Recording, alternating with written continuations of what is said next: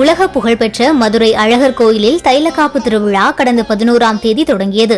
இதையடுத்து சுவாமி சகல பரிவாரங்களுடன் மேளதாளம் முழங்க அலங்கார பல்லக்கில் எழுந்தருளி புறப்பட்டார். தொடர்ந்து மாதவி மண்டபத்தில் கள்ளழகர் பெருமாளுக்கு திருத்தைலம் சாத்தப்பட்டது.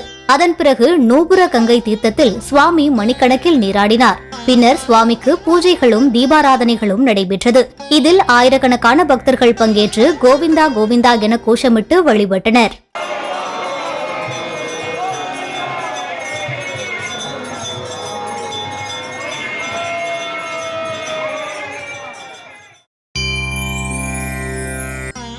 சேலம் மாவட்டம் சின்னமுத்தூர் ஸ்ரீ ஐயனாரப்பன் ஸ்ரீ புடவைக்காரி அம்மன் கும்பாபிஷேக விழாவை முன்னிட்டு நடைபெற்ற தீர்த்தக்குட ஊர்வலத்தில் திரளான பக்தர்கள் பங்கேற்று சுவாமி தரிசனம் செய்தனர். பின்னர் அனைவருக்கும் அன்னதானம் வழங்கப்பட்டது.